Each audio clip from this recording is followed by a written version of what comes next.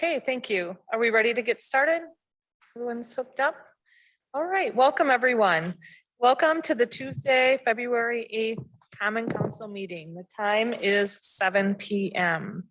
Continue with the roll call. City Clerk, could you please do the roll? Mayor Kim Smith, Here. Tom Smith, Here. Dan Stevens, Here. Stephen Knott, Present. Jim Olson, Here. Carrie Burmaster. Here. Diane Wolf. Here. Thank you. Please rise for the Pledge of Allegiance. Allegiance to the flag of the United States of America, and to the justice, one nation. Thank you.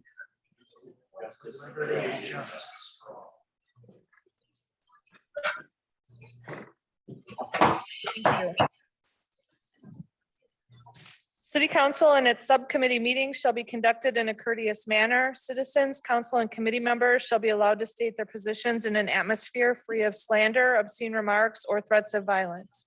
Sufficient warnings may be given by the sergeant at arms or chair at any time during the remarks, and in the event that any individual shall violate the rules of decorum as set forth, such person may then be cut off from comment or debate. Item 5, report from the mayor. First off, we'll have the swearing in of our newest police officers. I'll turn it. We missed public input. Oh, I'm sorry. I was so excited for the swearing in that I just jumped ahead. Item 4, public input. If anyone would like to address the Common Council, now is the time to do so. Please begin by stating your name and address and limit your comments to 3 minutes.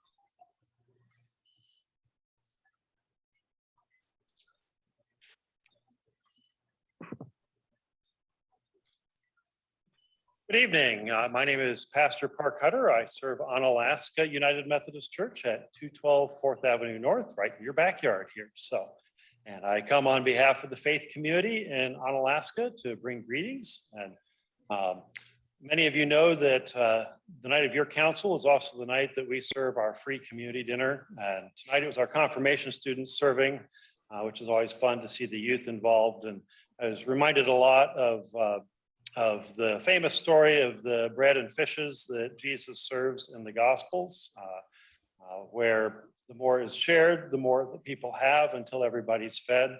We served 130 people tonight, and we're able to send some food off to other folks as well. And many of the people that come through, I'm always thrilled because we'll have some older folks come through and they'll pick up 6 dinners. They're delivering to their neighbors or taking to their neighbors that live down the street or something, just folks that they know. And it's a way to share and make those connections. And I think one of the blessings about our community is that we do live in a generous community, and people are always looking for an opportunity to serve one another. Now, I'm going to offer a prayer for those who'd like to pray. And if you're not into prayer, that's okay. It's a moment for reflection. So, God, we are grateful for the blessings of the community in which we live. For the kind and generous people who live here and look out for one another, for the good neighbors, for those who serve us in leadership and make the difficult decisions for us. Tonight, we are grateful for our police and firefighters and EMTs, those who are willing to step out and put themselves on the line to protect us. And we ask a special blessing on the 2 folks being sworn in this evening. Lord, we are grateful. And we lift these things up in your name. Amen. Thank you. Thank you, sir. Would anyone else like to address the Common Council this evening? If anyone would like to address the Common Council, now is the time to do so. Third and final call for anyone wishing to address the council. Okay, public input is now closed, and we'll move on to item 5, report from the mayor. First up, we have the swearing in of our new police officers, and I'll turn it over to Chief Ashbeck.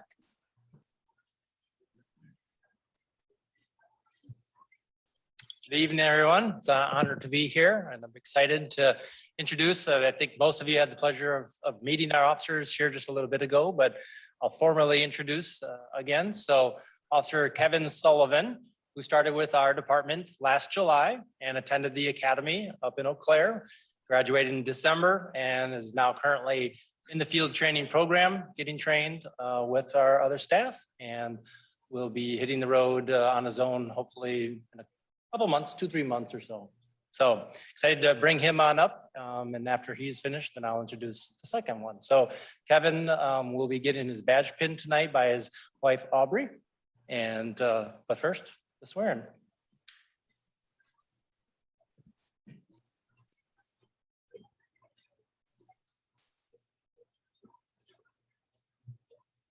Raise your right hand, repeat after me.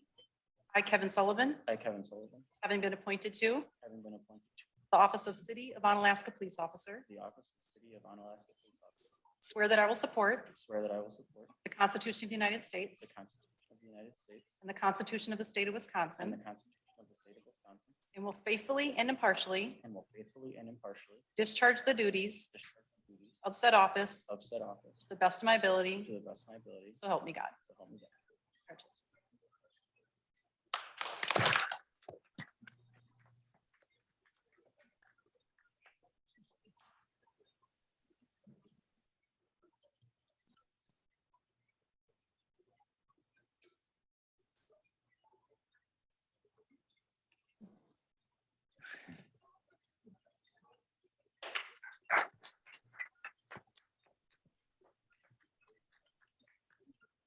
All right, second but not least, Jason Smith. He started with our department on January 31st. So he is just entering into the training program. So he'll have several months to go, but we're excited also to have him on board. So we'll have him come up and then he will have his badge pinned on by his girlfriend, Lisa. So first off, Anna.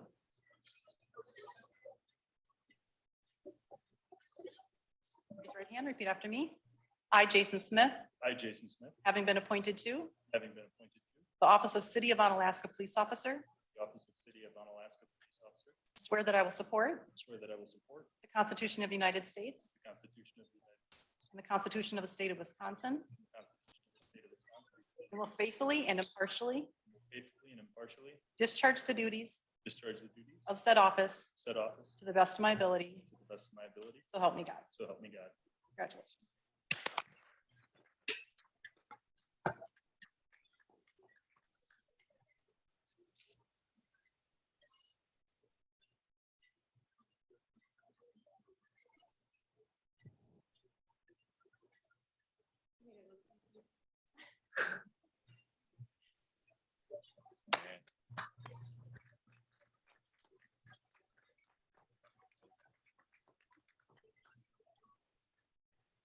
Welcome to both of you. Thank you.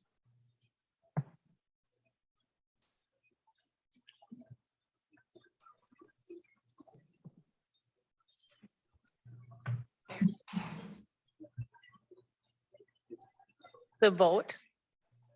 Okay. I'm just pausing a minute while the partiers out. Okay, item B is appointment of the city administrator, Eric Reinflush, to the Joint Municipal Court Committee. Eric was previously the alternate and has been serving in this position. And so I would like to make it a formality for his appointment if the council will so endorse that. I'll make a motion that we appoint Eric, our city administrator, to the Joint Municipal Court Committee. A second.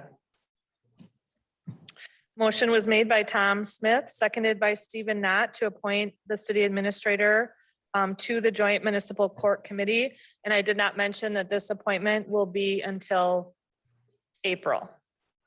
And then we'll reassess that when we do all the appointments, correct? Yes, okay. Is there any comment? Voting will be by roll call. Stephen Knott, Aye. Jim Olson, Aye. Carrie Burmaster, Aye. Diane Wolf. Aye. Dan Stevens, Aye. Tom Smith. Aye. Thank you. That motion passes. And then item C is appointment of myself, Mayor Kim Smith, as an alternate to the Joint Municipal Court Committee. Again, this appointment will just be until April if the council chooses to endorse it. I'll make a motion to appoint Mayor Kim Smith as the alternate to Joint Municipal Court Committee until April committees are relooked. Second. We have a motion on the floor by Stephen Knott, seconded by Diane Wolf. Is there further discussion? Answer when your name is called. Dan Stevens, Aye. Stephen Knott, Aye. Jim Olson, Aye. Tom Smith. Aye. Diane Wolf. Aye. Carrie Burmaster. Aye. Motion passes. Thank you. Recommendation for approvals and/or possible action from the following committees, commissions, and boards. All items listed under the consent agenda are considered routine and will be enacted by one motion. There will be no separate discussion of these items unless a council member requests removal, in which event the item will be removed from the consent agenda and considered in the order of business on the non-consent agenda. Are there any items the council would like removed from the consent agenda?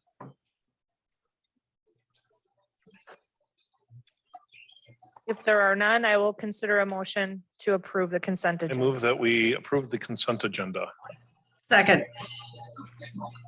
We have a motion on the floor by Dan Stevens, seconded by Alder Carrie Burmaster to approve the consent agenda. All those in favor, please say aye. Aye. Aye. Those opposed, say no.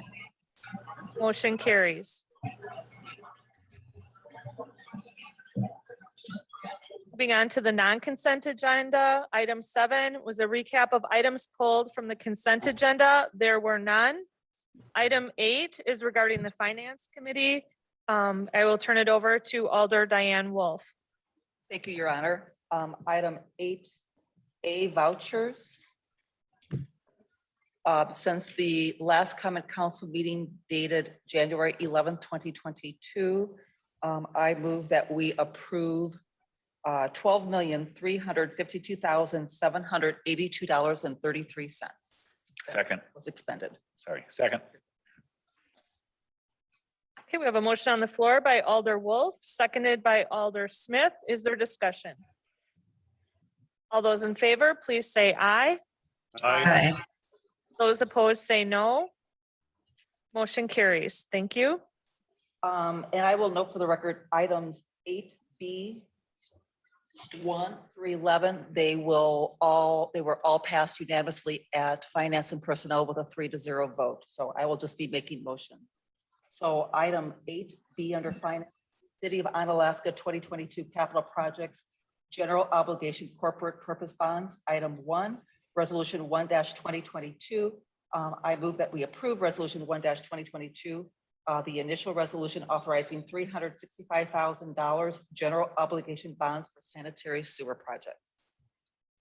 Second, We have a motion on the floor by Alder Wolf, seconded by Alder Smith to approve Resolution 1-2022. Is there discussion?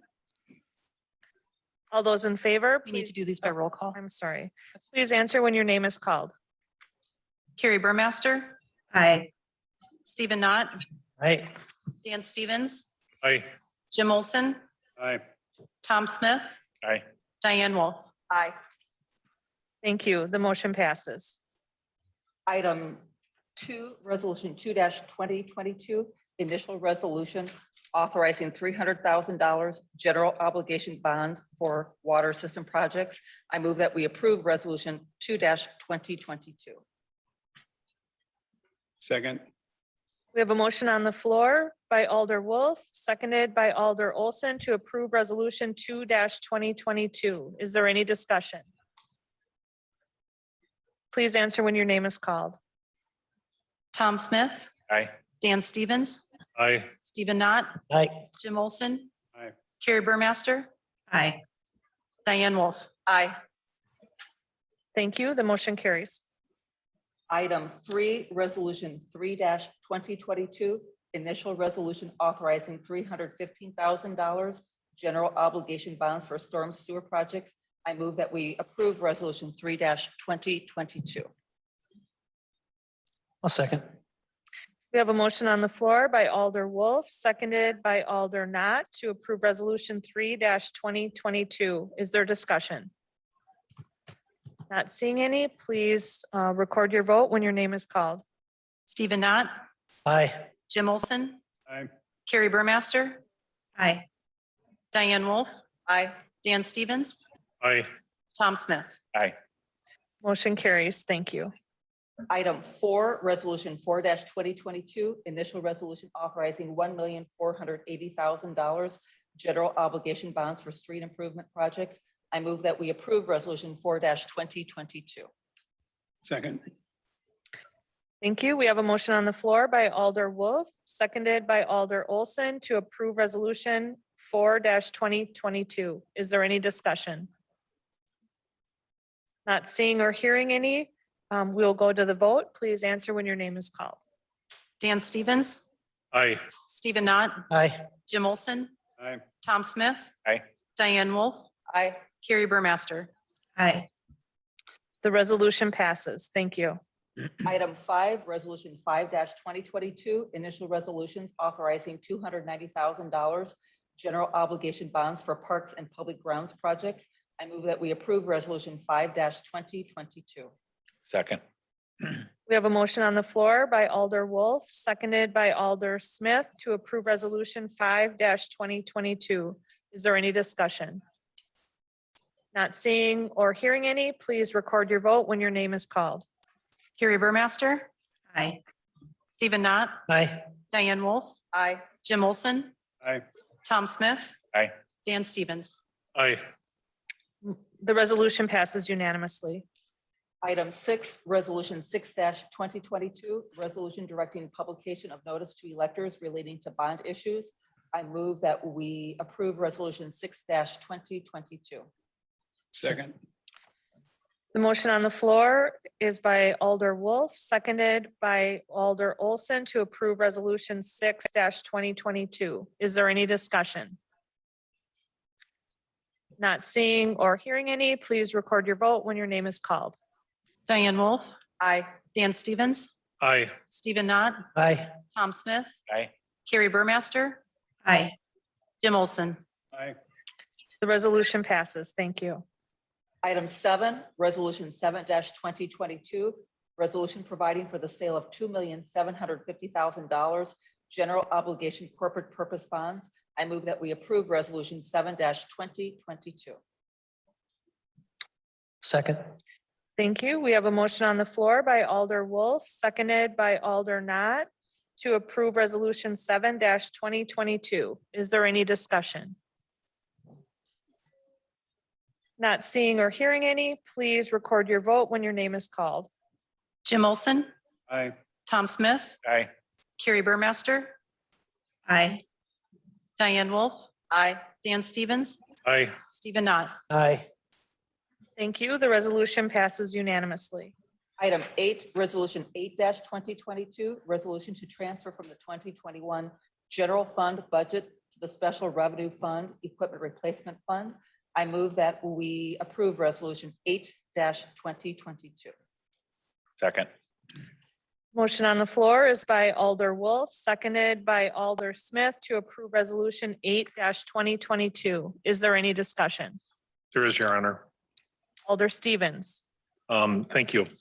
If folks will recall back in the budgetary process in October, we had a shortfall of which we had to go through different departments and mercilessly kind of hack apart to try to make things balance. And towards the end, we had identified there was a shortage of man hours in the Parks Department, and it became necessary that we take some extra money to try to flush that budget out a little bit. So now under this item, if we're able to transfer, there's $400,000 into the special revenue fund. If you recall, we took $5,000, which was not expected from the planning department, specifically under inspections, which was not planned. And I would like to offer an amendment to, out of this $400,000, to take the $5,000 that we took and put that back. So the amendment would read to transfer $5,000 to GL 100-52-400-290, which was the inspections, and the remaining $395,000 to go back to the special revenue fund, equipment replacement fund. And I would make that as a motion. I think that would be an amendment. Yes. Okay, let's, well, that's an amendment. Yes. So we'll need a second on the amendment.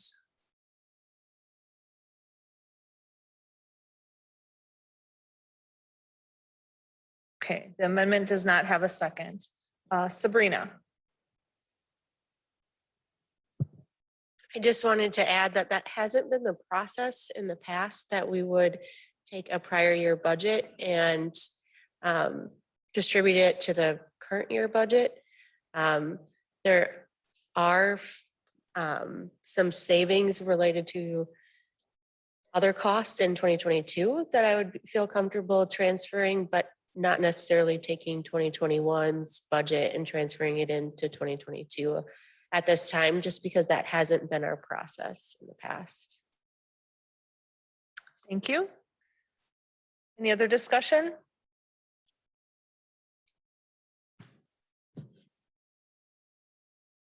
Okay, if there's no other discussion, the motion on the floor is to approve resolution 8-2022. Please answer when your name is called. Dan Stevens, Aye. Diane Wolf, Aye. Jim Olson, Aye. Carrie Burmaster, Aye. Stephen Knott, Aye. Tom Smith. Aye. Motion passes. Thank you. Item 9, resolution 9-2022, resolution to transfer to/from various departments in the 2021 general fund budget. I move that we approve this evening resolution 9-2022. Second. Motion on the floor is by Alder Wolf, seconded by Alder Olson to approve resolution 9-2022. Is there any discussion? Not seeing or hearing any, please record your vote when your name is called. Carrie Burmaster, Aye. Stephen Knott, Aye. Dan Stevens, Aye. Jim Olson, Aye. Tom Smith. Aye. Diane Wolf. Aye. Thank you. That resolution passes. Item 10, resolution 10-2022, resolution authorizing the purchase of a replacement of 40-ton air conditioning condensing unit using ARPA funds from Fund 200-51,000-048. I move this evening that we approve resolution 10-2022. Second. Motion on the floor is by Alder Wolf, seconded by Alder Smith to approve resolution 10-2022. Is there any discussion? Not seeing or hearing any, please record your vote when your name is called. Tom Smith, Aye. Dan Stevens, Aye. Stephen Knott, Aye. Jim Olson, Aye. Carrie Burmaster, Aye. Diane Wolf. Aye. Thank you. That resolution passes unanimously. Item 11, resolution 11-2022, resolution to transfer from the 2021 general fund budget to the special revenue fund, special projects. I move that we approve resolution 11-2022. I'll second. Okay, we have a motion on the floor by Alder Wolf, seconded by Alder Knott to approve resolution 11-2022. Is there discussion? Alder Knott. Yeah, just a question for clarification. So the resolution is, if passed, would authorize it, the $3,500 to be moved to the donation and miscellaneous DARE Great OPD. Is that a subcategory of special projects? I mean, I'm unclear. I'm assuming these are in alignment. Correct. It's a subcategory in the special projects. What specifically would that money be able to be used for? The DARE program. That's what I was assuming. Okay. All right. So for the record, the result was given by Sabrina Seeger, our finance director. Okay. And that is an annual transfer that we make routinely. Any other discussion? Okay, we're considering resolution 11-2022. Is there any other discussion? Please record your vote when your name is called. Stephen Knott, Aye. Jim Olson, Aye. Carrie Burmaster, Aye. Diane Wolf, Aye. Dan Stevens, Aye. Tom Smith. Aye. Thank you. That resolution passes unanimously. And item C on your amended agenda, increase hours for the Assistant Municipal Court Clerk from 26 to 28 hours per week in 2022. There was a memo and I will turn this over to Sabrina. Seeger. Thank you. So in your packets tonight, there is a memo from me regarding increasing the Assistant Municipal Court Clerk in the Joint Municipal Court from 26 to 28 hours per week for 2022.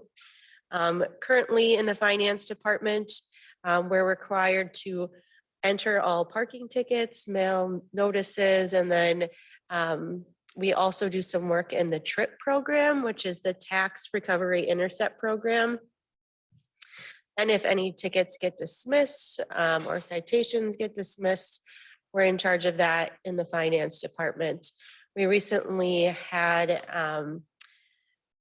some staffing changes that happened in the past week.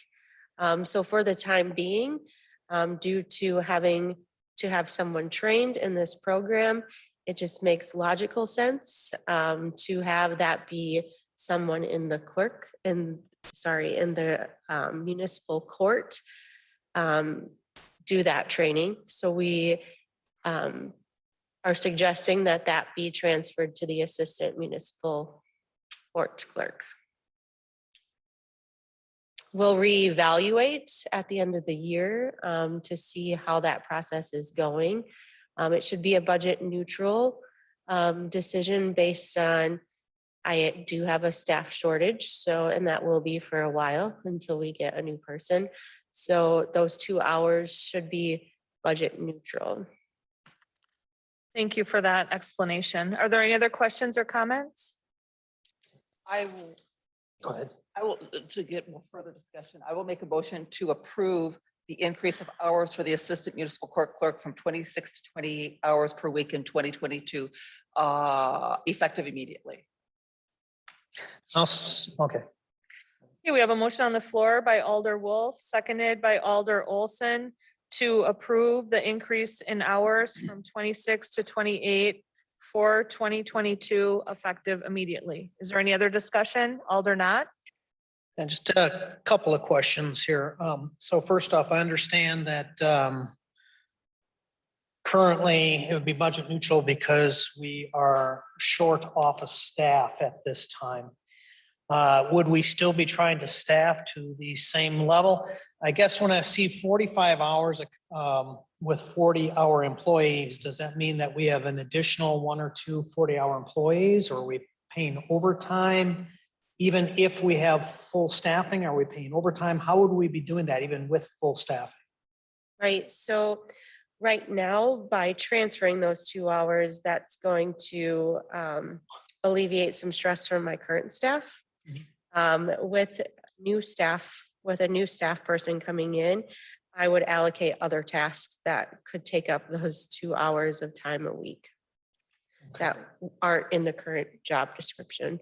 There are other reconciliations and things of that nature that the new staff person can do. And they'll act as a backup for the parking tickets and these other tasks that we're looking to move. Okay, so those additional 2 hours per week would not result in the savings of a position or part of a position in the future. Unfortunately, no. Okay, and then I do have one last question is, so with the additional, part of this also talks about reducing, is that can be a separate issue? Just The point hours? of order, I think, are you talking about item 9A instead of item Oh, C? I might be mixing them, but that's I fine. didn't want to interrupt you, but I had them together on the same page. Right, but okay. Yes, I am. We're That's probably what's discussing- causing me the confusion. I got both Item- items on the same page. Okay, I Thank thought so, you. but I didn't want to interrupt Yeah. you, but yes. Item 8C is what we are discussing. roger that. Is there any other comments or questions from the council or anyone else? Okay, so the motion on the floor is to approve. All those in favor, please say aye. Aye. Aye. Those opposed say no. Motion carries unanimously. Thank you. Thank you, Your Honor. Now we're moving on to item 9, the report from the city administrator, part A. I'll turn it over to Eric Rindfleisch for the discussion and possible action. Thank you. Again, standing up here in hopes that you can hear me better. I understand I'm a bit of a muffled voice when I sit down here, so if hopefully this works better. If not, please raise your hand and I'll make some other accommodations. Briefly, the point of this topic today is City Hall hours adjustments. City Hall staff is requesting that the Common Council review the hours that City Hall is open and possibly make adjustments to an earlier closing time. Currently, we are the only municipality in La Crosse County that is open till 5 p.m. Others do close earlier at 4:30 or have other different hours. I realize in the memo I put in the council packets that I really need to start out and say the biggest impact are on our hourly workers for the request, not the salaried workers. In speaking with department heads in City Hall, I've compiled their ideas as to why they are supportive of this and making this request. They include allowing flexibility. We've heard the statement, and Alder Knott just referenced this, staffing 45 hours of counter services at City Hall with 40-hour employees. This means inflexible scheduling for lunches or the need to call in temporary workers. We are a lean organization, so it also means difficulty in scheduling around sick time, vacations, or other time. Employees must come in early or stay late after hours to complete daily tasks such as ballot management, beginning of end of day computer work, reconciliation, paperwork, cash handling, and drawer balancing, invoicing, permitting, and reporting, just to name a few. That can lead to overtime and comp time accruals. Department heads would have flexibility to schedule around these issues with reduced City Hall. Budgeting and staffing is another benefit. The savings can be generated by not having to pay or have employees earn comp time or overtime. It would require less temporary or other seasonal staffing, and an earlier closing would allow employees also needing to work at night to have time away from the office at times. Walking through a little bit on, it's not in the memo, but walking through a little bit of the overtime issue. If an employee would customer come in 5 minutes to closing time, for example, after working 8-hour day, that customer here is for 10 minutes afterwards, that'd be round up to 15 minutes of overtime, time and a half, that's 22.5 minutes. That employee decides, well, I have lunch next week for an hour. I'd like to take an hour and a half to go to a doctor's appointment instead. That forces a half hour now. Someone else's overtime, time and a half, that's 45 minutes. So you get some idea when we're trying to staff 45 hours of counter time with 40-hour time, the snowball effect that can have.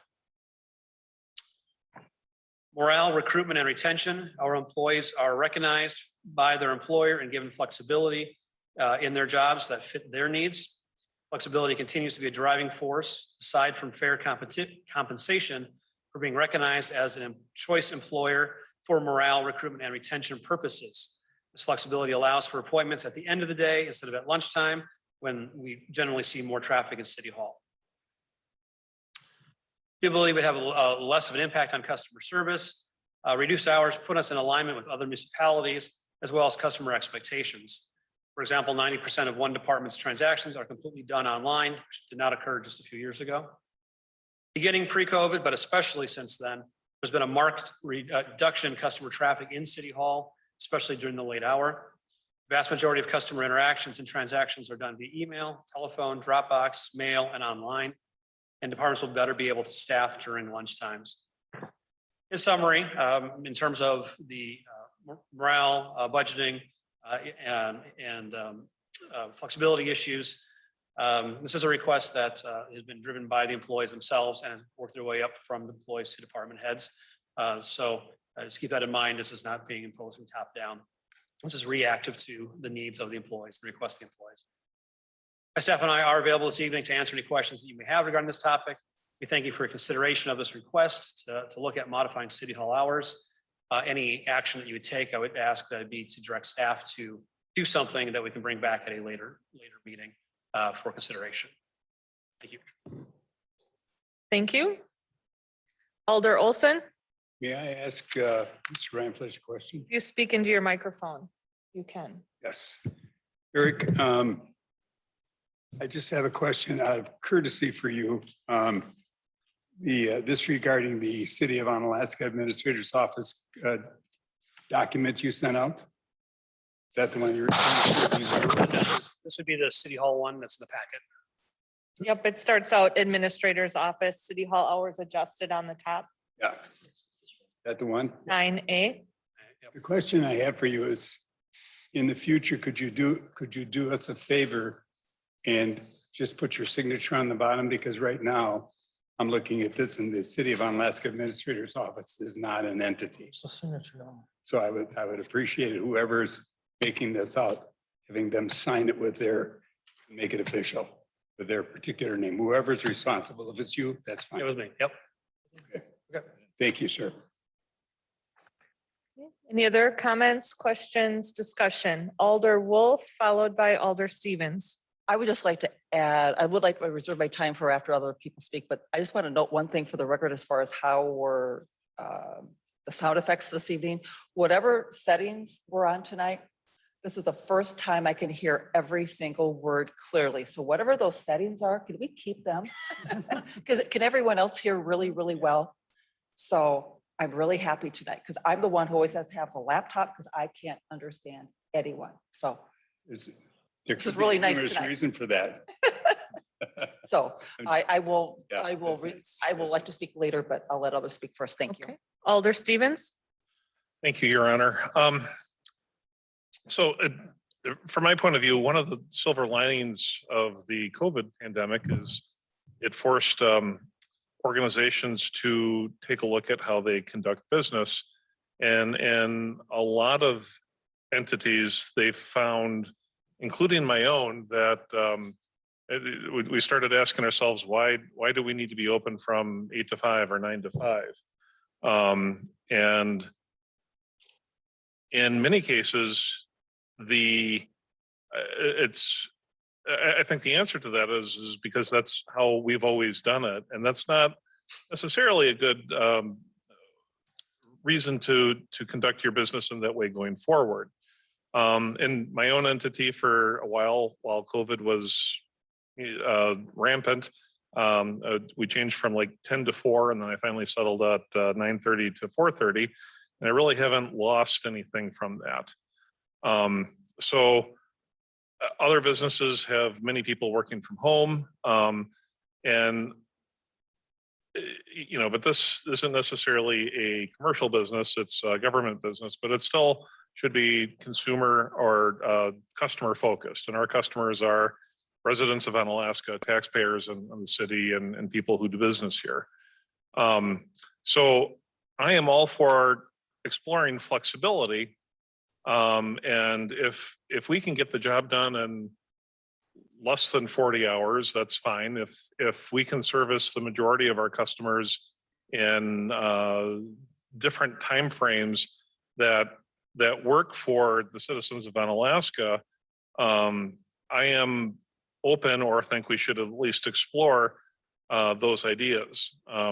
So if we can make things better for staff, I'm good with that, but we still need to be focused on our customers. And there's other things that I think that might be able to generate some sort of trade-off.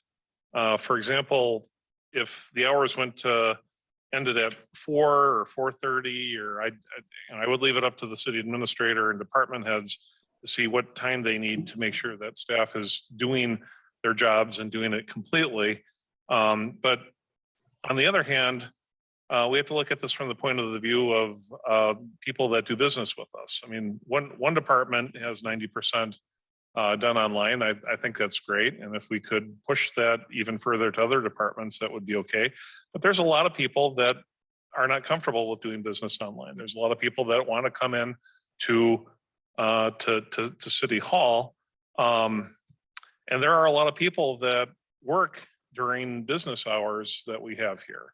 So their dilemma is I either have to, take vacation time or PTO and come in on my day off if I want to conduct city business, or just, or it doesn't happen. So I am for flexibility, but there should be the element of our customers in mind. And I would suggest something like, whether it's one night a week, one night, a month or something like that, that maybe there's a later night that we could be open to accommodate people that work during the day. And if they knew it was the last Wednesday of the month or whatever the case, I mean, the day doesn't matter, but I'd be willing to give on the time as long as we were more accommodating to the people that we serve. Thank you. Thank you, Alder Stevens. Are there any other comments? Alder Not? Mayor Smith, be Sorry. aware Alder Burmaster has her hand up. Oh, I'm sorry. We'll go to Alder Not first, and then we'll go to Alder Burmaster. Oh, okay, thank you. So, yeah, I don't want to take too much time here because basically I'm in full agreement with a lot of what Alder Stevens just mentioned. Just to highlight again, we are a taxpayer funded organization, so we need to make ourselves available to the taxpayers to a reasonable level. And then I think it's also important that as a government agency, we offer a human face to the services we provide. That said, did we look at potentially opening a little later so that we can also stay open a little later? Would 4:30 be better? I just have a lot of questions. So what I'm thinking, I might make a motion after all this discussion is done, assuming I don't change my mind after that, is that we kind of table this. I'd like to see a customer throughput study in all the agencies for at least 30 days, 60 would even be better, where they mark down the times when customers are coming in. And that way we can make a truly informed decision on whatever route we may take on this. I'm certainly open, to, meeting your intent here, Erica. I think your intent is valid. But I'll wait. You want me to make that motion now or wait until discussion? I'll make it right now. I recommend, I make a motion that we table this. I'm going to actually do it for 60 days to get we can get a good 45 days of compilation and then look at the numbers, I think, within 60. So let's table, I'm going to make a motion that we table this until the April Common Council meeting with the understanding that we conduct a office throughput survey for 45 days in that period. Thank you. We have a motion on the floor by Alder Not. Is there a second? I'm not opposed. I might be open to the idea of that. I'm just wondering if we could have more discussion and perhaps circle back before we start making motions. So we either need to have a second or we need to let this motion die for lack of a second. We can come back later with a different motion. Either way. So this motion doesn't have a second. Alder Burmaster? Thank you, Your Honor. I would like to speak in favor of the hours from 8 to 4. I guess I would be in support of 40 hours of open counter time, no matter what that time is. But like I says, the 8 to 4 works good. I don't think we're getting a high demand for people coming in there, especially since COVID. I think they've adapted very well to using online services. If you go back 20 years ago, we had a lot of people coming into City Hall, but we didn't have the opportunity for doing online payments or online software to be doing a lot of their applications or processes. So I said the need for them coming into City Hall has cut down substantially. With the 40 hours of counter time, it gives the employees more flexibility. If they want to take like a half an hour lunch a day, they can either come in at 7:30, stay till 4, or they can come in at 8 and stay till 4:30. So it gives our employees that flexibility too, of being able to adjust their schedule for their needs when the situations arise that they need to be somewhere else. So I think we can accommodate both the service to our customers and the flexibility with our employees to please both of them. With all of that, I think it's important to keep it to that 40 hours because otherwise we're doing this constant scheduling of that comp time issue, and this person's up and that person's up. Then you got to worry about this one having another overtime or comp time issue. So it's a lot of work for the department heads to have that structure there. So I guess I'm really in support of the 40 hours. I would like to see the 8 to 4. Nothing is going to change with the employees. They're still going to be working 40 hours no matter when they're there. Their workload is not going to change, but it would give them the opportunity to do more work on those online processes, which we're seeing, and that's where the majority of their work is falling now instead of the face-to-face, but we would still be there to offer that face-to-face to the customers that do want to be coming in. Thank you. Thank you, Alder Burmaster. Alder Wolf? Thank you, Your Honor. I certainly understand where Alder Stevens and Not are coming from. And a number of the things that they have stated, I can't disagree with. But I am putting my full faith, trust, and confidence behind Alder Burmaster, who faithfully served this community for 19 years as our city clerk and was the face of Onalaska for many, many years and provided what I believe was a very high level of service to this community. And I feel that she's just been out of that position for maybe about a year and a half. I don't think she has lost having her finger on the pulse of what is going on in this community.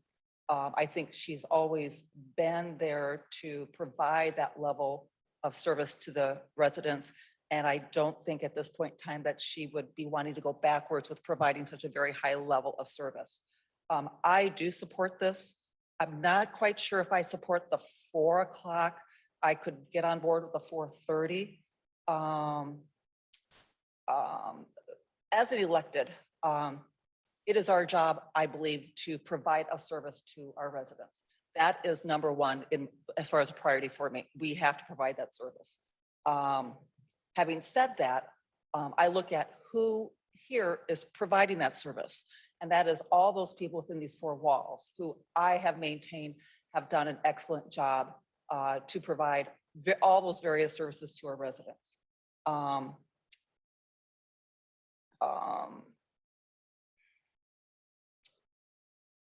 Last fall, when we approved,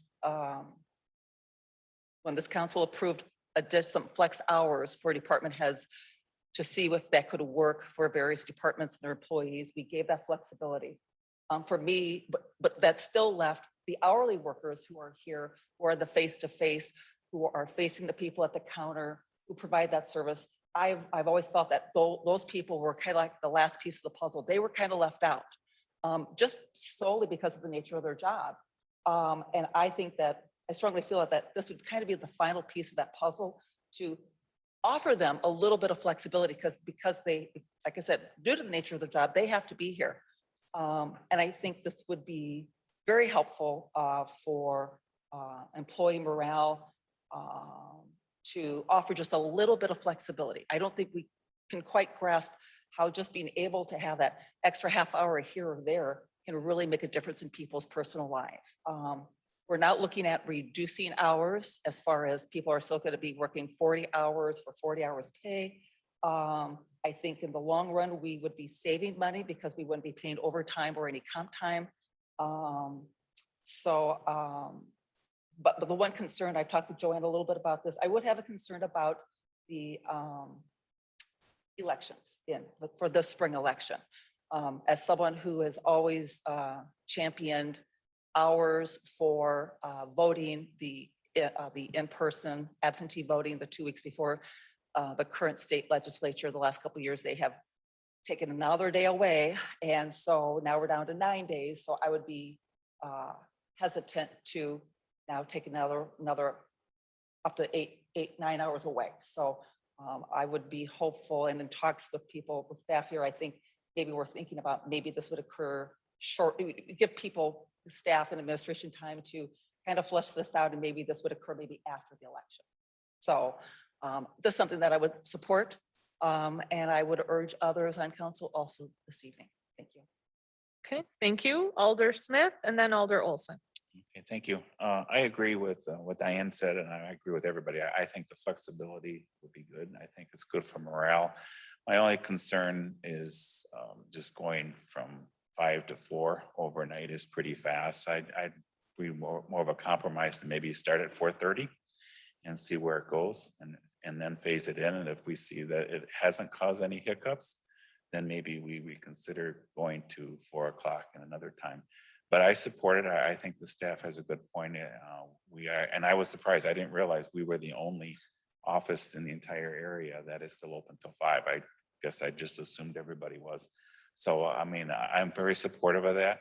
The only questions I have would be the commitment from the staff of making sure that this works. And the reason why I did this is because even the private sector, we did this once. And there was not 100% cooperation from it just wasn't consistent. So if we're gonna do something, I think we need to make sure it's consistent. I'm concerned that if we're gonna give that flexibility, is there gonna be a commitment from the staff of overtime reductions or more flexibility? We're saying we'll have more flexibility that I won't have to stay overtime to do that, or the 15-minute 5 o'clock thing. I just be curious to see if there would be some kind of way that the staff can come back. My perspective is I support this, but I'd kind of like to see a little bit more of the meat behind how this would handle it across the departments for consistency. And also I'd be more of a supporter of going to 4:30. That's my thought. Thank you. Thank you. Alder Olson. Thanks, Your Honor. I've spoken with some department heads on this subject, and I feel very comfortable that, number one, they're being steadfastly honest with me about this.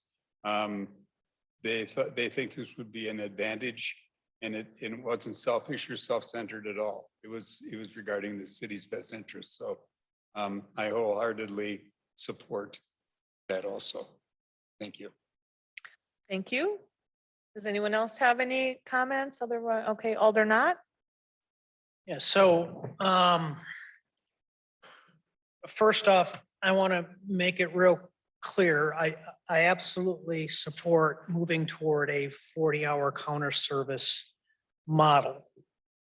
That said, I can't support this as is right now tonight because I don't have enough information. So the any change that we make on the time, how we're going to, move that 40-hour model, whether it be an earlier opening, a later opening, a later or earlier close, later close, whatever it might be, but that 40 hours, it has to not only consider our staff, but it also has to consider the customer and the needs of the customer. And that's the piece of information that we're missing tonight. I mean, we have more than enough information on the staff model. So again, I want to make it real clear to the staff. I'm not opposing a 40-hour counter. I actually support it, having a 40-hour counter services model, but I can't vote in support of this tonight. I just don't have enough information on what the hours would look like with that model because we're missing the customer piece. Okay, so I'll remind the council that what Eric asked for was direction to the staff. So Eric, do you want to restate what you're asking for? Maybe you can kind of bring us to a conclusion here. Absolutely. There are lots of good ideas that we've heard. Some are in conflict with others in terms of the closing time or more information or on hold. That is my request, is reaching a consensus of a direction you would like to go with staff. Do you need more information? Do you want to know the impact of a 4:30 versus a 4 o'clock, or what ordinances may be impacted by a change or policies that need to come back to council? So it's meant to be discussion at this point in time, gauge what interest the council has, and then give us clear direction as what else you want for the next step. If I may, we did talk about elections, and in terms of a timeline, I don't think we'll really make any changes till after the spring election, just because there are literature out there. People have already talked about 5 o'clock election time. So to me, that gives us some time to have this conversation and get you the information that you need to make a judgment. Okay, Alder Wolf. Thank you, Your Honor. So I'm just going to throw something out. If it needs to be adjusted, so be it. I will move that we direct staff to bring back a resolution to make changes in policies and ordinances for a reduction in open hours. I second that. Just state that And I can again. repeat that again, slower, more slowly. I move that we direct staff to bring back a resolution to make changes in policies and ordinances for a reduction in open hours. Just leave it at. Okay, so we have the motion by Alder Wolf, seconded by Alder Smith. And just for clarification, I'm asking, you're expecting the resolution at the March meeting or at the April meeting? Oh, we could start the March meeting because I'm taking this is going to take time to flesh out. This may not be a 1 month thing. It may take a couple months, but. March or April. Yeah, March. I'm leaving that up to staff, but I mean, it'd be nice if we could see this in March, I think. Okay, I'm just asking so that we all know what we're doing. Okay, Alder Olson would like to speak. Well, I don't know what's left. I'm just kidding. I understand Steve's point of view. I feel very comfortable with the people that I have spoken to. He has every right to feel comfortable himself with what information that he can be provided with. So that's just the way I think it's fair, you know. So. Okay, Alder Stevens. I'm not sure if this would be, if we'd make this as a separate motion or amend it, but Alder Knott's point, I think, should be addressed is that there could be more information that we would need to really make a sound decision. 4 o'clock, 4:30, without knowing some of these factors, we don't know what's more appropriate. What if everything could get done by 3:30? Is there any point to us staying open till 4 or 4:30? If having more information could help us make a better decision. And I would also like to have some sort of element, if the staff would consider this, of, what if we started later rather than ending at 4 and then go till 4:30? Do we need to work a 40-hour work week? Do we actually need 40 hours of counter time? I think if the counter time is available when customers are there using it, and I would again throw the example of having at least one late night a week or a month, we might be able to reduce our counter time at when it's optimal for if there's lack of foot traffic. So doing kind of a one size fits all, we're taking one arbitrary, 9 to 5 or 8 to 5 and changing it to 4 o'clock. That could be an improvement, but it may not be the best answer. So if we're going to fix this, let's get the information and do it right. And again, make it customer centric. Thank you. Let's hear from our city clerk, Joanne Marcon. I just wanted to clarify, we've got a motion on the floor. We don't have a second, so we really should have a second. No, we before have a second. The motion was Diane Wolf and the second was Tom Smith. Oh, I'm sorry, Tom. I didn't catch your second. Thank you for that.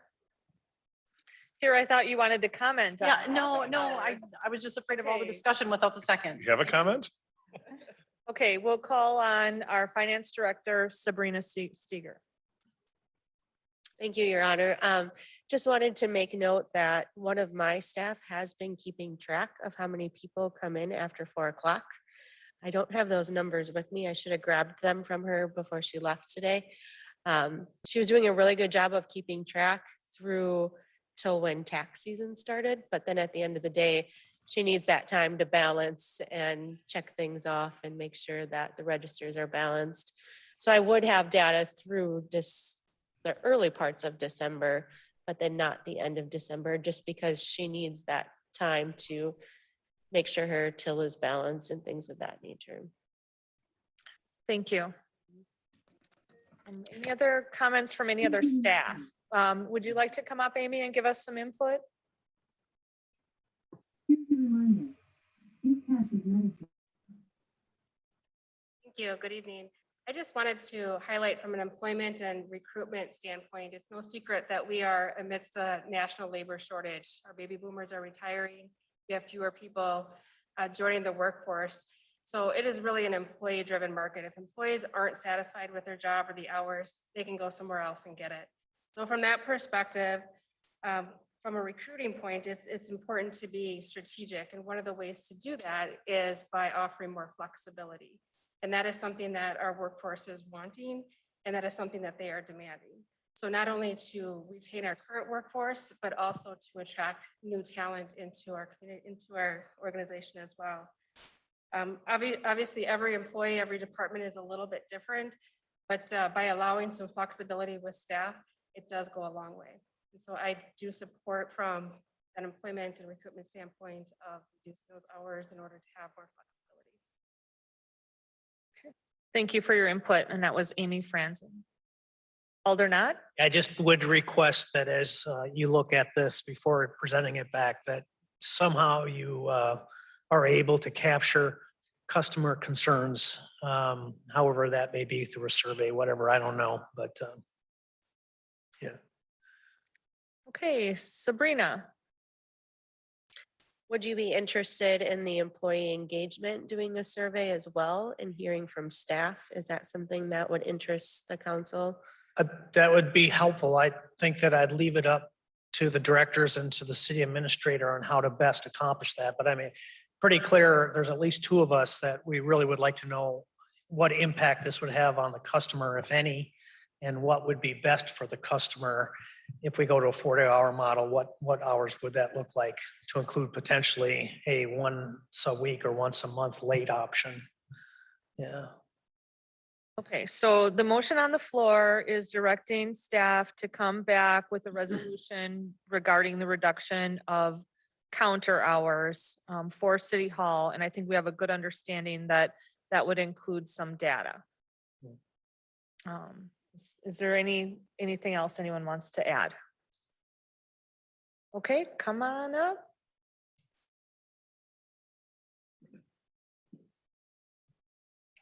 I think one of the things that a lot of you have addressed this evening is possibly starting later.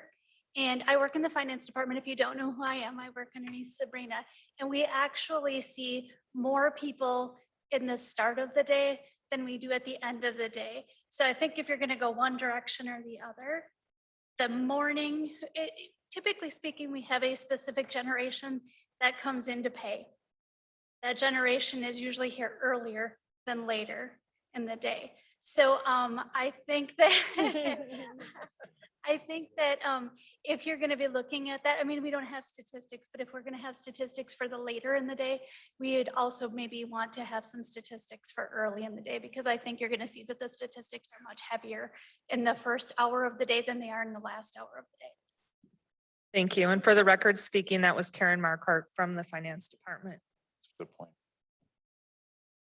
Okay, any other comments or questions?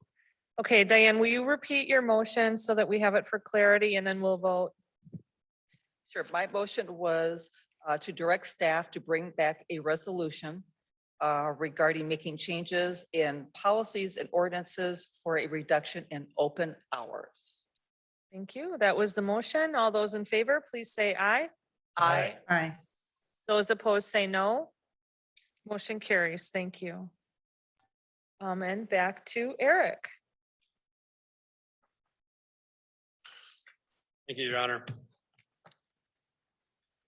Next item on the report from the city administrator is regarding common council rules for discussion on non-actionable items. And to paraphrase from my memo, a question of procedure was raised as part of my report of my review of the report of the mayor at the January 2022 Common Council meeting. To summarize, the council by ordinance utilizes Robert's Rules of Order to govern the conduct and operations of the meetings, both of the council and of its subsidiary committees. Unless a superseding rule is created by the council, Robert's Rules does not allow for discussion or debate on reports from officers unless the agenda states that action may be taken on an item in the report. There are no superseding procedures in the current rules of the Common Council as found in the handbook, which clearly allow for items on the agenda which are not actionable, such as items on the report from the mayor, to have discussion. Therefore, no discussion should take place on these items. If it is the desire of the Common Council to allow for discussion on agenda items that would otherwise require no action by the council, a rule stating such should be enacted and included in the handbook. I recommend that if a rule is made, it includes a statement that unless noted on the agenda, no action of the council will take place on these types of discussion items. This is an important consideration under Wisconsin open meeting law, which requires that the public have a reasonable expectation of the topic and debate on items on the agenda at time of its posting. Again, my staff and I are available to assist the council this evening in its deliberations and to answer any questions you may have, if you wish to create a rule or otherwise remain the status quo. I may, the agenda this evening points out to, I think, some of what I've talked about here. Under the mayor's report, there is actionable items as listed because of the council's need to approve the appointments. So if you look at that, there is an action item there listed. Likewise, under the report from city administrator, there are 2 items that says discussion of possible action. So under the current status quo, action is allowed so long as it's not put on the agenda for action, unless a rule is created that says that a discussion may take place on non-action items. Thank you. Thank you, sir. Council? Alder Knott? So delving more into the Roberts rules, there's enough wiggle room where anyone who knows how this game is played can still make that happen, meaning that a non-actional item may end up becoming discussed if the proper rules to Roberts rules is implemented. And again, it's just forcing me to learn more, I guess, but I can use that book to still accomplish what it is I wanted. And that's that if it's on the agenda, it's posted for discussion, which I guess begs a question, we need to be careful about what we're putting on the agenda and whether or not it's actually, truly city business or not. But just let everyone know that I'm becoming much smarter on Robert's rules since last month. And I could have still made that happen anyway. Had I known that, I would have been able to do it. So. Thank you. Is there any other discussion?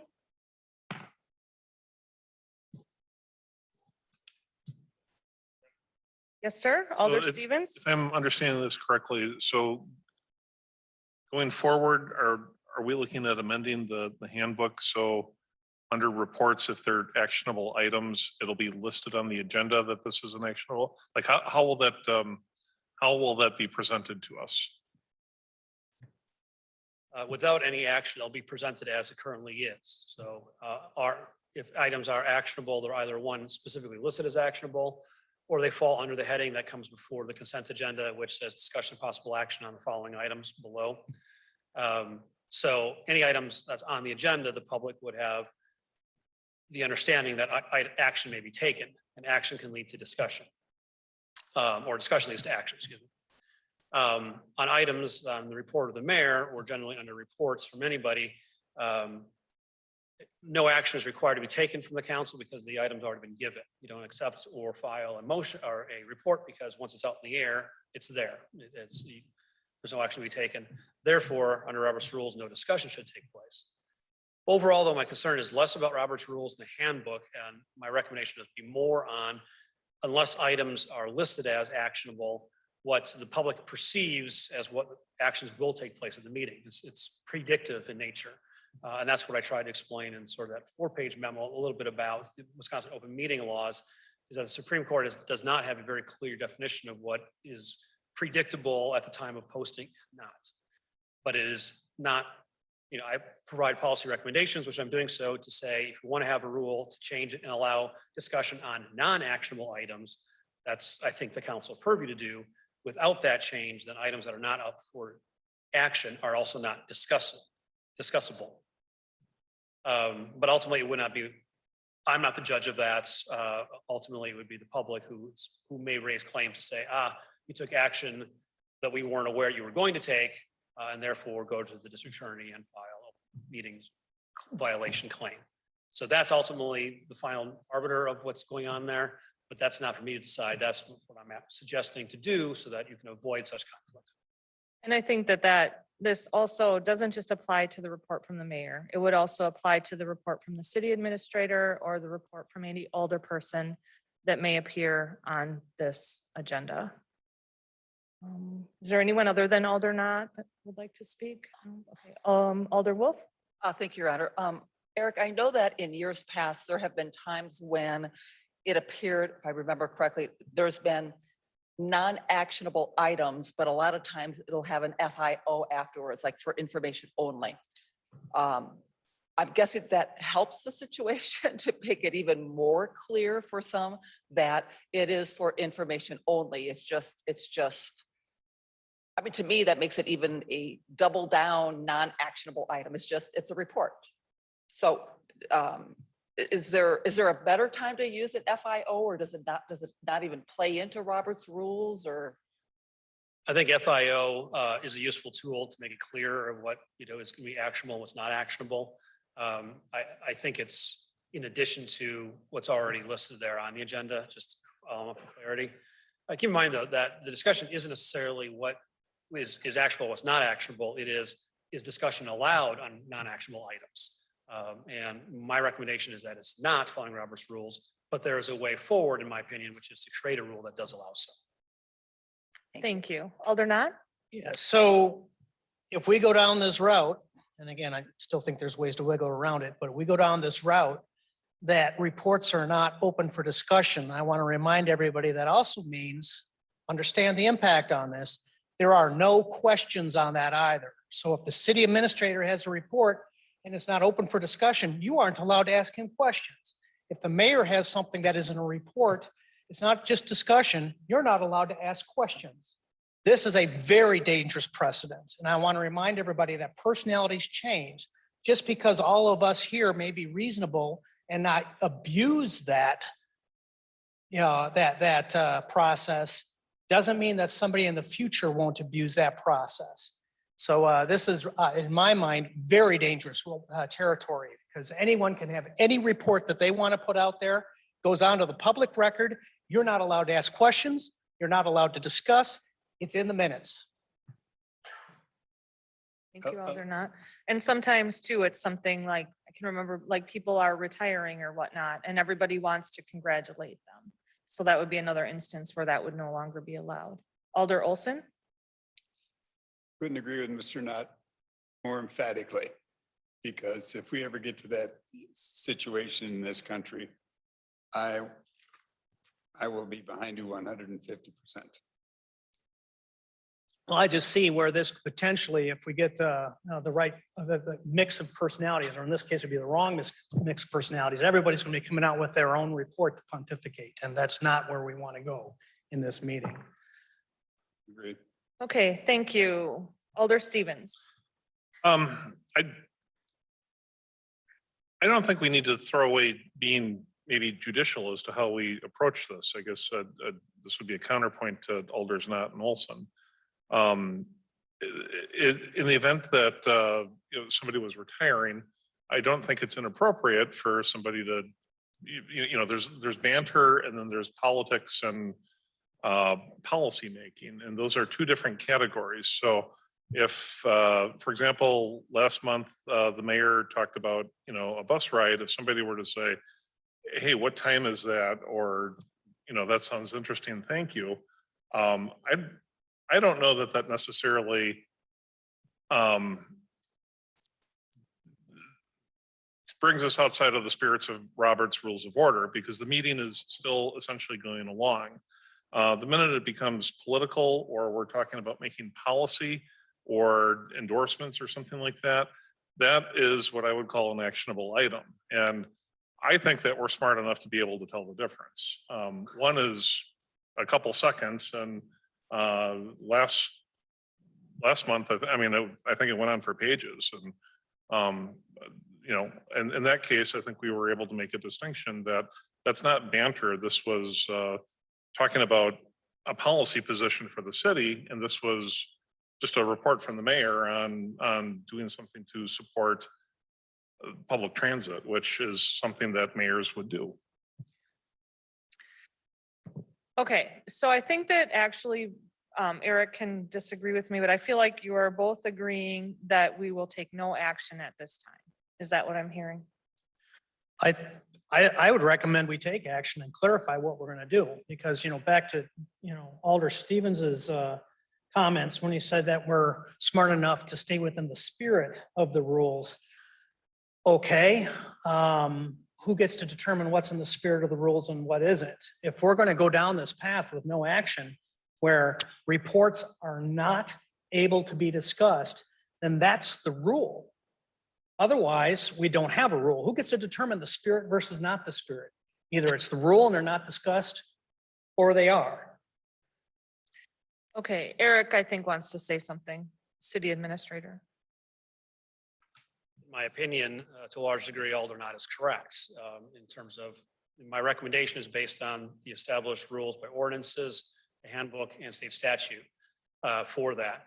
And I recommend that some clarity be presented by this council as to what your intent is. So that, as Aldernott, you've mentioned, personalities change. As there's a new person in these positions, as there's new people in those seats, that council gets to decide the rules themselves. You're not covering anything permanently, but those rules should be clear so everyone can follow. As for the ultimate arbiter, you yourselves as council members are ultimate arbiter. As I mentioned, there was a point of order raised the last month. Basically, the order point was ruled by the mayor as chair of the meeting. And at that point, the council could actually overrule the ruling of the chair, so as could any committees. So the point being is that this council, yourselves, this body are the ones that determine the rules, to be clear on that. But I would ask that whatever the rule is, it's consistent. Now, a couple options perhaps for you. One, a new rule is written that says all items on the agenda can be discussed, only action shall be taken on those that are listed as action. That may be one way about that. I don't know what the city attorney would say about that. So I don't know what the public would say about that or DA, but that's possibly an option for you. Another option is to clarify, as we talk about what's FIO. Do we open up on the agenda items and just list them under discussion, possible action on everything? And then that opens up everything to discussion and possible action, what you want to do. So there are ways out there, but ultimately it's this body that determines what those rules are. So I would say, Aldernott, you are correct in the sense of whatever the rule is, be consistent and be clear about what the impact of that rule may be. Thank you. Any other discussion?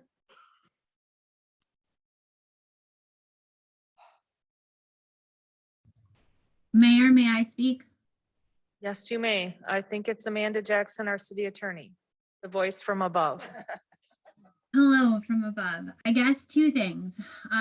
One, who gets to decide the rules? Obviously, as Eric stated, you did as far as interpretation goes.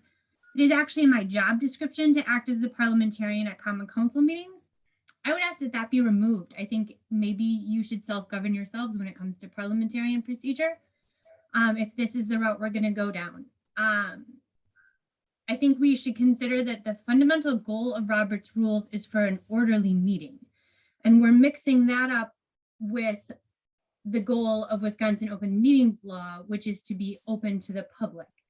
And so the fundamental reasoning behind not having items like these, because they tend to be benign, non-actionable, information-only type items to not have discussion, is to not bog down the orderly process of a meeting.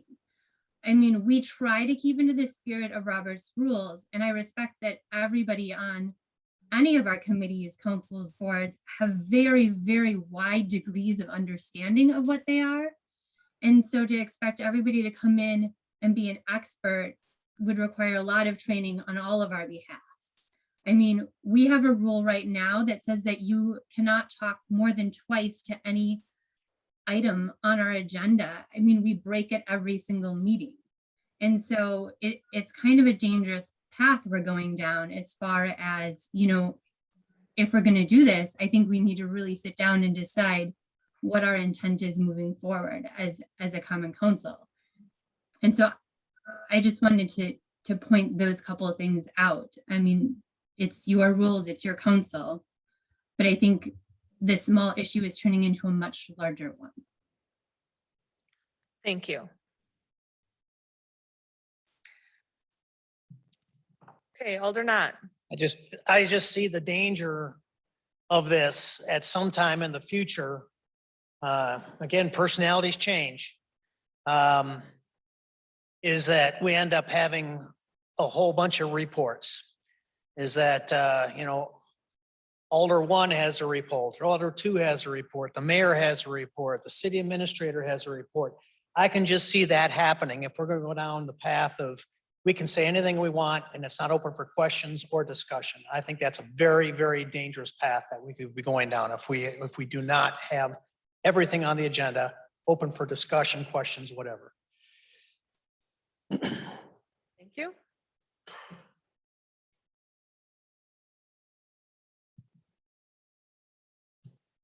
So are we looking like for a motion or all debate just to end and we move on and leave it as it was? Because I'd like to make a motion that between the city attorney and the city administrator, they come forward next month with language that permits discussion on any agenda item.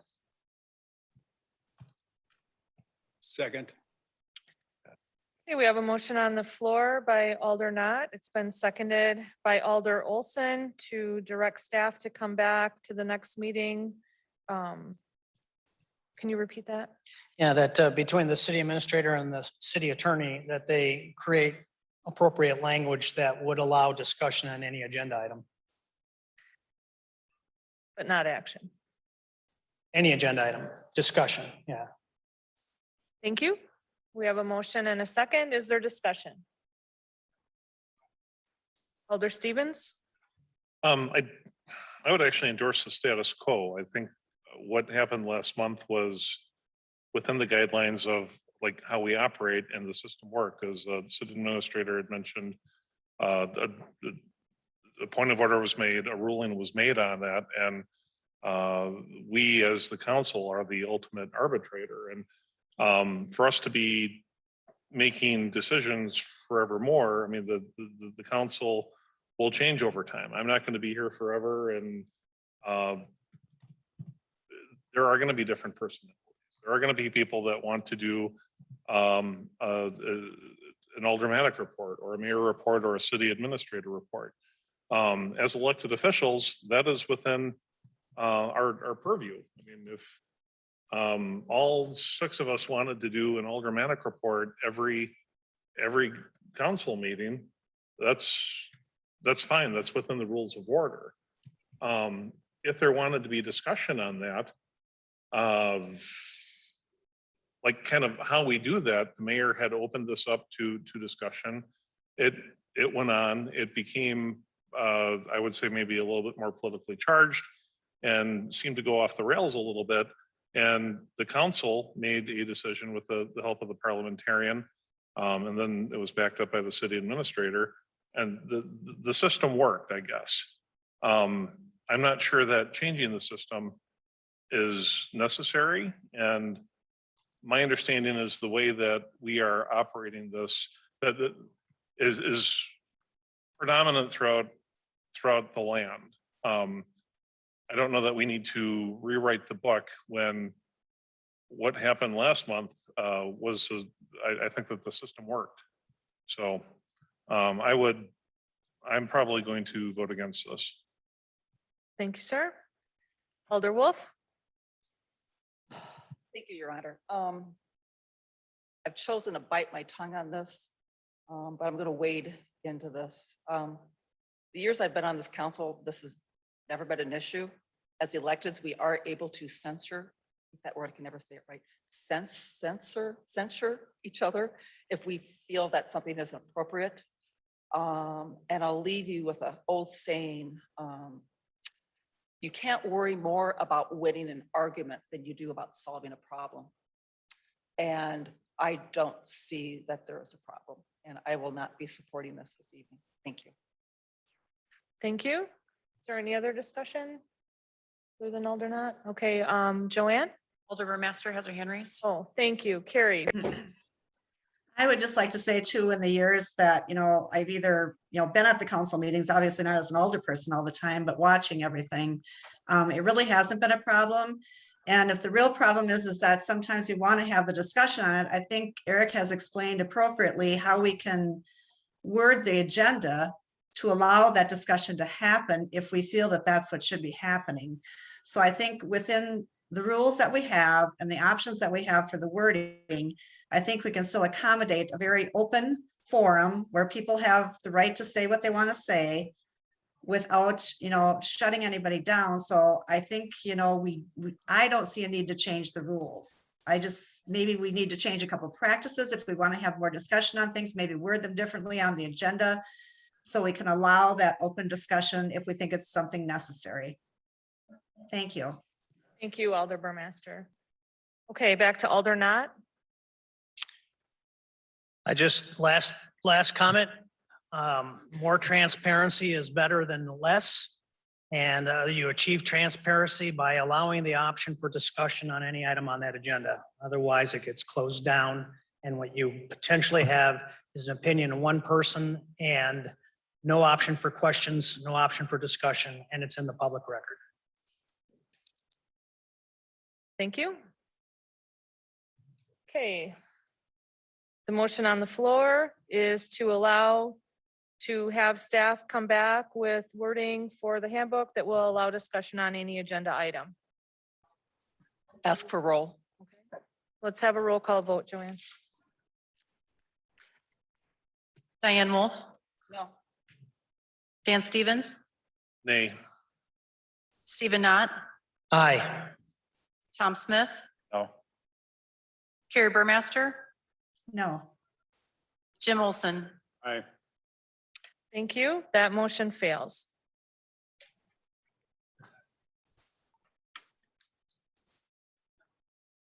Is there any further discussion or possible action? Item 10 is closed session. To consider a motion to convene in closed session under section 19.85, paragraph 1, paragraph C of the Wisconsin statutes for the purpose of considering employment, promotion, compensation, or performance evaluation data of any public employee over which the governmental body has jurisdiction or exercises responsibility. Specifically, the contract for the city administrator. If any action is required in open session as the result of the closed session, the council will reconvene in open session to take the necessary action and/or continue on with the presented printed agenda. Your Honor, I move we move into closed session. Second. We have a motion on the floor by Alder Stevens. It's been seconded by Alder Smith. Could we please have a roll call? Jim Olson, Aye. Tom Smith, Aye. Carrie Burmaster, Aye. Diane Wolf, Dan Stevens, Aye. Stephen Knott. Aye. We are in closed session. The time is 8:30. Let's have a stretch of our legs. Yeah, we'll stretch our legs and kind of regroup. Carrie, we're gonna just like take a 5. Who do we Sounds need? good. Who do we need to keep here? the room. Probably Amy and Amanda. Okay, so 5 minutes if you want to do something quick, Carrie. Okay, thanks. Do you need to leave that on? Earlier in the agenda. Carrie. I know, but we don't want it to be recording, right? Amanda to shut down the. We are in open session. The time is 9:30. I'll entertain a motion to adjourn. So moved. Second. Motion by Jim Olson, seconded by Stephen Knott to adjourn. All those in favor, please say aye. Aye. Aye. Those opposed, we are adjourned. Thank you. Good night, Carrie. Kim, really quick, Kim, for the record, who made the motion to go into open session again and who seconded it? Okay. I move that we go into open session again. Okay. Okay, so I'll Dan entertain. made- Are you ready? No, I don't need the whole motion. I just need to know who made it and who seconded Oh, it. motion by Jim, seconded by Steve. Oh, I thought you wanted, I thought that was like. And it was unanimous in the vote. And I To know go that into because- open session? Yes, that was, yeah, I know that because I'm looking at the dialogue. Okay, perfect. Yes, Thank you. thank you. Thank you, everyone. Feel better, Carrie. I will. Bye. Night. Sound better today. Well, I've been coughing a lot. I'd like to see what they are. That was. Remind myself, because I have a feeling now they're unreasonable. I don't remember if we. Hey, Amanda, are you still there? think we just am. wanted to Can you include the goals with that packet? Measure them. I would measure it. Yeah, I'm gonna include the goals and then also like his like full compensation, Oh, well, then like that's- It could be very easy. across the scale, and then I'll include his job description. Okay, I can't hear you because I'll just talk to you later about it. Okay, bye. Right, yeah. I mean, yeah, when they gave us the numbers, I was amazed at our retention numbers. Yeah, well, we didn't. Yeah, that was, yeah.